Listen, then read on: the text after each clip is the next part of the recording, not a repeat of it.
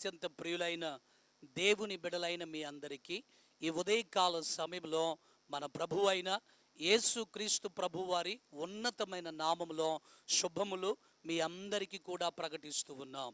ఈరోజు ప్రభువు మనకు అనుగ్రహించు వాగ్దానమును మనము చదువుకుందాం. పరిశుద్ధ దైవ గ్రంథములో నుండి ఆది కాండము 26వ అధ్యాయము 12వ వచనమును మనము చదువుకుందాం. ఇస్సాకు ఆ దేశమందున్న వాడై విత్తనము వేసి ఆ సంవత్సరము 100 ఫలము పొందెను. యెహోవా అతనిని ఆశీర్వదించెను గనుక ఆ మనుష్యుడు గొప్పవాడాయెను. అబ్రహాము కుమారుడైనటువంటి ఇస్సాకు గెరారు అనేటువంటి ప్రాంతంలో నివసిస్తూ ఉన్నారు.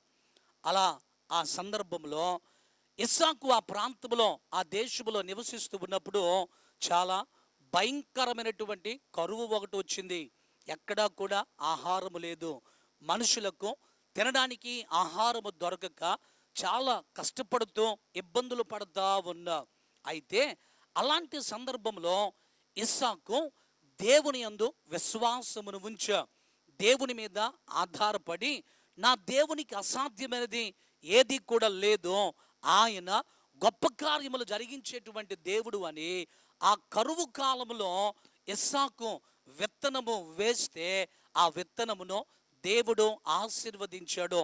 విశ్వాసముతో ఇస్సాకు చేసినటువంటి పనిని ప్రభువారు దీవించి ఇస్సాకు అలాంటి కరువు కాలంలో విత్తనము వేసినప్పుడు ఆ విత్తనము 100 ఫలించేటట్లుగా ప్రభువారు సహాయం చేశాడు. అలాగున దేవుని యొక్క సహాయమును పొందుకొని ఇస్సాకు కరువు కాలంలో విత్తనము వేసి 100 ఫలమును పొందుకున్నాడు.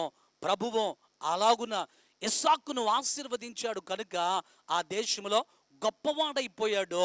ఇస్సాకు క్రమక్రమముగా అభివృద్ధి పొందుచు దేవుని యొక్క ఆశీర్వాదములు పొందుకుంటూ ఉన్నా. ఎంతగా దేవుడు ఇస్సాకును ఆశీర్వదించాడు అనంటే కరువు కాలంలో విత్తనము వేసినప్పుడు 100 ఫలము పొందుకోవటం మాత్రమే కాదు, కానీ గొర్రెలనిచ్చాడు, గొడ్లనిచ్చాడు, దాసులనిచ్చాడు, దాసీలనిచ్చాడు.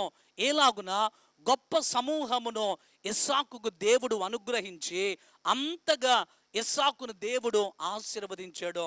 అలాగున ఇస్సాకు ఆశీర్వదించబడతా ఉంటే ఫిలిస్తీయులు చూసి ఇస్సాకు మీద వ్యసన పడతా ఉన్నా.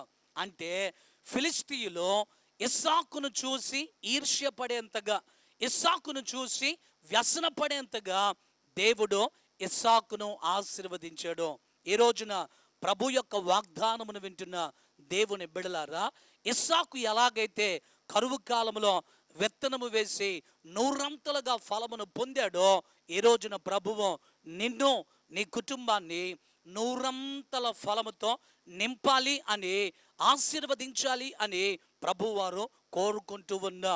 ఆ దినములలో ఇస్సాకు జీవించినటువంటి కాలంలో కరువు ఎలాగైతే ఉన్నదో, ఈ రోజున ఒకవేళ నీవు ప్రతికూలమైన పరిస్థితులు ఎదుర్కొంటూ ఉన్నావేమో, నీ చుట్టూ జరుగుతున్నటువంటి ఆ సందర్భాలను, పరిస్థితులన్నీ కూడా చూసి నా పరిస్థితి ఏంటి, నేను ఎలా ఆశీర్వదించబడతానో, ప్రభు నా జీవితంలో ఎలా మేలు చేస్తాడో, ఆయన ఉపకారములు నేను పొందుకొనగలనా, ఆయన ఆశీర్వాదాలు నేను స్వతంత్రించుకొనగలనా అని ఒకవేళ నీవు కలవరపడుతూ దిగులు పడుతూ ఉంటే ప్రభు నీతో మాట్లాడుతూ ఉన్నాడు.